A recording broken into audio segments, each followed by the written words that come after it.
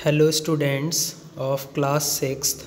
Today we will discuss chapter number 9, the living organism characteristics and habitats, part 6. And in this video we will discuss the different characteristics of the living organism, and the topic is, do all organism respire? क्या सभी जीव सांस लेते हैं?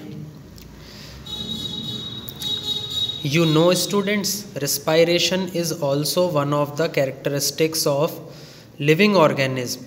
It is common in all the living organism. Can we live without breathing? क्या हम बिना सांस लिए रह सकते हैं? The question is arising here. When we inhale, जब हम अंदर की तरफ सांस लेते हैं, the air moves from outside to the inside of our body. जो हवा है वो बाहर से अंदर की तरफ हमारे शरीर के अंदर जाती है. व्हेन वी ब्रीथ, जब हम सांस लेते हैं. व्हेन वी ब्रीथ आउट, जब हम बाहर की तरफ सांस छोड़ते हैं. The air moves from inside our body. जो हवा है वो हमारे शरीर के अंदर जाती है. टू आउटसाइड, बाहर से. Breathing is a part of a process called respiration. जो ब्रीथिंग है, सांस लेना है, वो क्या है? एक भाग है. एक भाग है उस प्रक्रिया का जिसको बोलते हैं रेस्पायरेशन, यानी कि श्वसन. In respiration, some of the oxygen of the air we breathe in is used by the body. Respiration मतलब श्वसन के अंदर कुछ ऑक्सीजन हम हवा से ले लेते हैं. We breathe in, जिसको हम अंदर की तरफ लेते हैं, is used by the body. वो हमारे शरीर द्वारा उपयोग कर ली जाती है. We breathe out carbon dioxide produced in this process. और हम कार्बन डाइऑक्साइड को छोड़ देते हैं बाहर की तरफ इन दिस प्रोसेस, इस प्रक्रिया में. The process of breathing in animals like cows, buffaloes, dogs और cats is similar to humans. और ये जो प्रक्रिया है ब्रीथिंग की, सांस लेने की, इन एनिमल्स, जानवरों में, जैसे काउज हैं, बफेलोज हैं, डॉग्स हैं, कैट्स हैं, ये ह्यूमन बींग्स के साथ अगर आप इनकी तुलना करें सांस लेने में तो ये बिल्कुल एक समान होती है. Observe any one of these animals while they are taking rest. आप इनमें से किसी भी जानवर को एक बार देखिए जब भी वो रेस्ट ले रहे होते हैं, यानी कि आराम कर रहे होते हैं. एंड नोटिस द मूवमेंट, और जो मूवमेंट उनके अंदर होता है उसको देखिए, नोटिस कीजिए. ऑफ देयर एब्डोमेन, उनके पेट के अंदर कुछ मूवमेंट होता है, उसको देखिए. This slow movement indicates that they are breathing. और ये जो धीरे धीरे उनके पेट के अंदर मूवमेंट होता है, ये क्या दर्शाता है? कि वो सांस ले रहे हैं. They are breathing. Respiration is necessary for all living organism. जो श्वसन है वो बहुत ज़रूरी है सभी लिविंग ऑर्गेनिज्म के लिए, सभी जीव जंतुओं के लिए. It is through respiration that the body finally obtains energy from the food it takes. और ये रेस्पायरेशन यानी कि श्वसन से ही है कि जो हमारी बॉडी है उसको हम क्या मिलती है? ताकत मिलती है. From the food it takes, जो भी हमारा शरीर खाना लेता है उससे उसे ताकत मिलती है. And it is due to respiration. Some animals move have different mechanism for the exchange of gases. कुछ जानवर जो होते हैं उनके पास बहुत अलग अलग प्रकार की मैकेनिज्म होती हैं, यानी कि तंत्र होते हैं, for the exchange of gases, जिससे वो गैसेस की अदला बदली करते हैं. Which is a part of the respiration process. और ये श्वसन प्रक्रिया का ही एक भाग है. For example, earthworms breathe through their skin. जो अर्थवॉर्म है, जो केचुआ है, वो अपनी त्वचा से, अपनी स्किन से सांस लेता है। Fish we have learned have gills for using oxygen dissolved in water.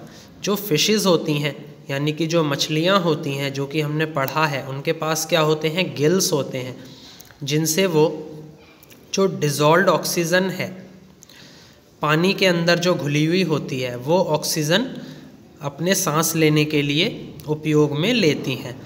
The gills absorb oxygen. जो ये गिल्स हैं, ये ऐसे अंग होते हैं फिशेस के अंदर जो कि ऑक्सीजन को क्या कर लेते हैं, एब्जॉर्ब कर लेते हैं, यानी कि सोख लेते हैं from the air dissolved in water.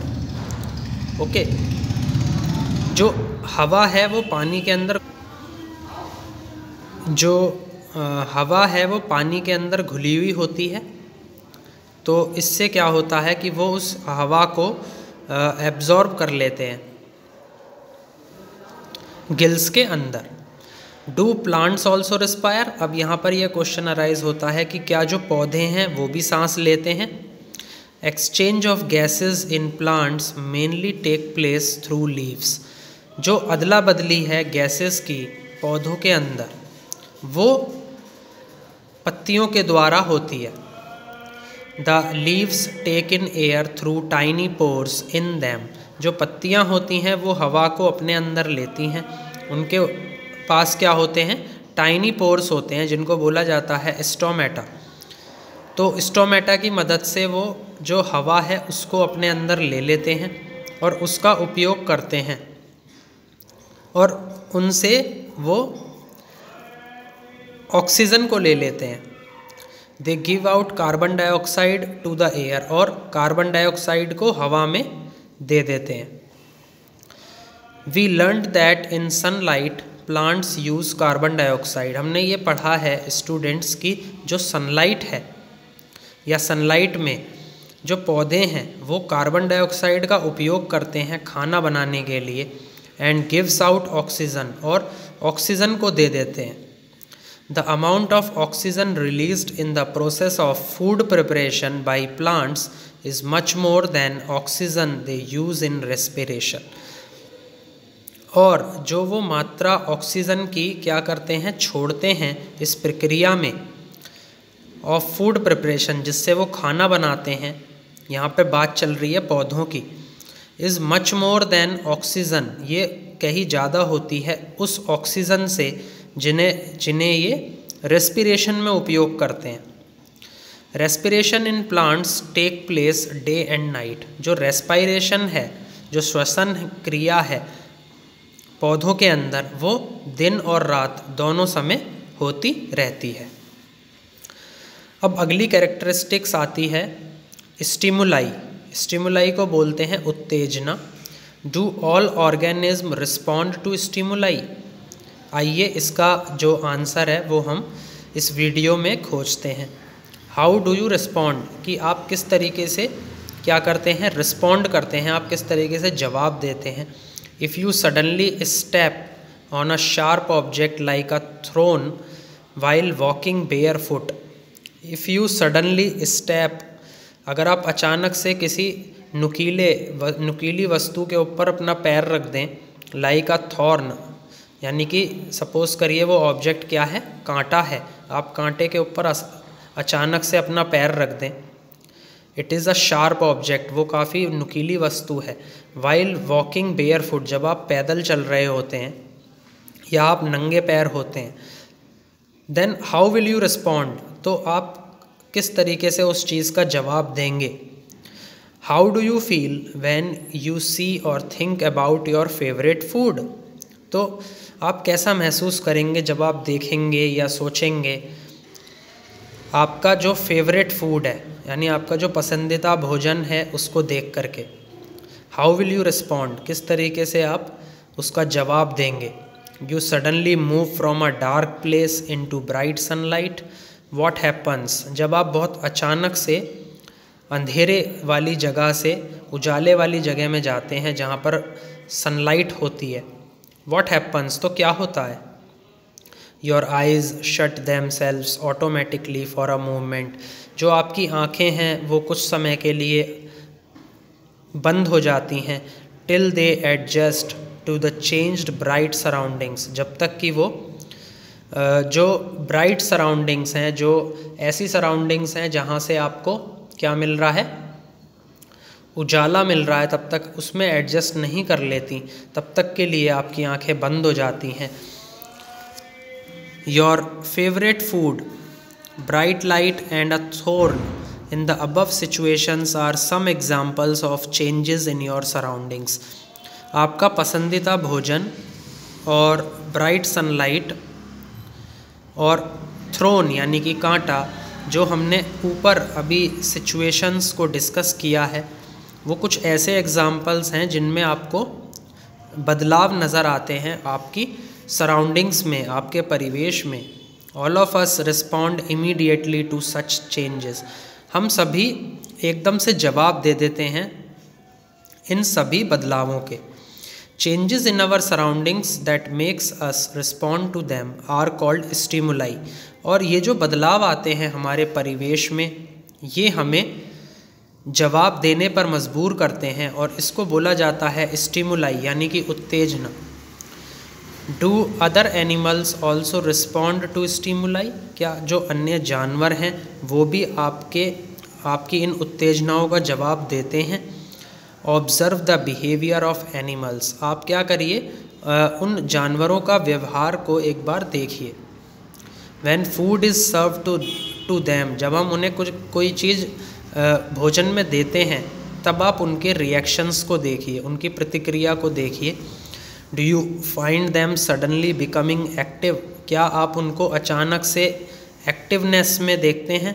On seeing the food, जब आप उन्हें खाना दे रहे होते हैं। When you move towards a bird, जब आप किसी चिड़िया के पास जाते हैं, व्हाट डज इट डू? तो वो क्या करती है? Wild animals run away when bright light is flash towards them. जो जंगली जानवर होते हैं वो भाग जाते हैं जब उनकी तरफ आप ब्राइट लाइट को क्या करते हैं, फ्लैश करते हैं उनकी तरफ। Similarly cockroaches begin to move to their hiding places if the light in the kitchen is switched on at night. और अचानक से जब आप रात में अपने रसोई की लाइट को ऑन करते हैं, तो जो कॉकरोचेस होते हैं वो जो अन्य जगहों पर जाकर के छुप जाते हैं। Can you give some more examples of responses of animals to stimuli? क्या आप और उदाहरण पेश कर सकते हैं स्टिमुलाई के, यानी कि उत्तेजनाओं के, जो कि जानवरों के अंदर पाई जाती हैं? Do plants also respond to stimuli? कि जो पौधे हैं क्या वो भी उत्तेजनाओं का जवाब देते हैं? Flowers of some plants bloom only at night. जो फूल हैं कुछ पौधों के, वो क्या करते हैं, खिल जाते हैं नाइट, बस केवल रात में ही खिलते हैं। In some plants flowers close after sunset. और कुछ पौधे ऐसे होते हैं जिसमें फ्लावर बंद हो जाते हैं सनसेट में, यानी कि जब सूर्य अस्त होता है उस टाइम पे। In some plants like mimosa commonly known as touch me not leaves close. जो मेमोसा है, टच मी नॉट प्लांट है, वो क्या हो जाता है, बंद हो जाता है या फिर फोल्ड हो जाती हैं उसकी leaves. When someone touches them, जब कोई उन्हें छूता है। These are some examples of responses. ये सभी क्या हैं, प्रतिक्रियाओं के उदाहरण हैं। ऑफ प्लांट्स, पौधों में। Towards changes in their surroundings, ऐसे चेंजेस जो कि उनके परिवेश में आ रहे हैं, उनके कुछ उदाहरण हैं प्रतिक्रियाओं के। ओके, अब हम डिस्कस करेंगे activity 4। Place a potted plant in a room a little away from a window through which sunlight enters some time during the day. Potted plant को आप किसी कमरे में रख दीजिए थोड़ी सी दूर, फ्रॉम अ विंडो यानी कि खिड़की से थोड़ा सा दूर रख दीजिए उसको। थ्रू विच सनलाइट एंटर्स, जिसमें जो सूर्य की रोशनी है वो घुस रही होती है। सम टाइम, कुछ समय के लिए, ड्यूरिंग द डे, दिन के समय, continue watering the plant for a few days, और उसको क्या करिए आप लगातार पानी देते रहिए कुछ दिनों के लिए। Does the plant grow upright, क्या जो पौधा है वो ऊपर की तरफ उत्पन्न हो रहा है। Like plants out in the open, केवल उसी तरीके से कि जो पौधे होते हैं जब वो खुले में रख दिए जाते हैं और उन पे आप कंटिन्यू वाटरिंग कर रहे होते हैं, क्या उसी तरीके से इसके अंदर भी जो प्लांट है जिसको आपने डार्क रूम में रख दिया है, क्या उसके अंदर भी उसी तरीके का ग्रोथ हो रहा है, ये आपको देखना है। Note the direction in which it bends, आपको उस दिशा को क्या करना है, नोट करना है जिसके अंदर वो मुड़ता है, बेंड होता है। If it is not growing upright, अगर वो ऊपर की तरफ उत्पन्न नहीं हो रहा है। Do you think this may be in response to some stimulus, क्या आप ये सोच सकते हैं कि ये भी क्या है, एक प्रतिक्रिया ही है उस उत्तेजना के बारे में। तो यहाँ पर देखिए, प्लांट्स रिस्पॉन्ड टू लाइट, जो प्लांट्स हैं और सनलाइट की वजह से उनका जो मूवमेंट है वो कैसा हो रहा है, ऊपर की तरफ हो रहा है। तो इस टाइप के मूवमेंट को बोला जाता है फोटोट्रॉफिज्म। ओके, तो फोटोट्रॉफिज्म एक ऐसा फिनोमिना है, इसमें जो पौधे होते हैं they move towards the sunlight, है ना, जहाँ पर भी सनलाइट आती है वो उसी की तरफ खींचे चले जाते हैं। तो उस फिनोमिना को हम जियोट्रॉफिक मूवमेंट बोलते हैं, वो फोटोट्रॉफिक मूवमेंट बोलते हैं या फिर फोटोट्रॉफिज्म बोलते हैं। जियोट्रॉफिज्म क्या होता है, जियोट्रॉफिज्म होता है जब प्लांट जो है वो नीचे की तरफ चलते चले जाते हैं, ग्रेविटी की तरफ चलते हैं। ओके, ग्रेविटी की तरफ वो ग्रो होते हैं, तो उसको हम जियोट्रॉफिज्म बोलते हैं, यानी कि जियोट्रॉफिक मूवमेंट हम उसको बोलते हैं। Do you think this may be in response to some stimulus, ये हम डिस्कस कर चुके हैं। All living things respond to changes around them, और ये क्या है, एक विशेषता है कि सभी जितनी भी लिविंग थिंग्स होती हैं वो उन बदलावों की तरफ कुछ ना कुछ जवाब देती है, यानी कि कुछ ना कुछ उनकी प्रतिक्रिया अवश्य होती है। अब डिस्कस करेंगे living organism and excretion. Excretion को हम बोलते हैं मल त्याग। ऑल ऑर्गेनिज्म नीड फूड, सभी जीवों को क्या चाहिए होता है, खाना चाहिए होता है। Not all the food that is eaten is completely used, वो सभी खाना उनको नहीं चाहिए होता है जो वो पूरी तरीके से खा चुके हैं। Only a part of it is utilised by the body, उसमें से कुछ ऐसा ही एक भाग होता है जो बॉडी के द्वारा, शरीर के द्वारा उपयोग किया जाता है। What happens to the rest, जो बाकी बचा हुआ भोजन है उसका क्या होता है। This has to be removed from the body as waste, तो ये जितना भी भोजन होता है ये हमारे शरीर से बाहर निकल जाता है एज वेस्ट मटेरियल्स। ओके, जो ऐसा भोजन है जो डाइजेस्ट नहीं हो पाता है तो वो एज अ वेस्ट बाहर निकल जाता है हमारे शरीर से। Our body produces some waste in other life processes also, जो हमारा शरीर है वो कुछ वेस्ट होते हैं, कुछ बेकार की सामग्री होती है, वो उन्हें जो अन्य प्रक्रियाएं हैं हमारे जीवन की उसमें यूटिलाइज कर लेती हैं। The process of getting rid of waste by organism is known as excretion. Excretion का क्या मतलब है, मल त्याग। ऐसी प्रक्रिया जिसके अंदर जो जीव होता है उससे जो वेस्ट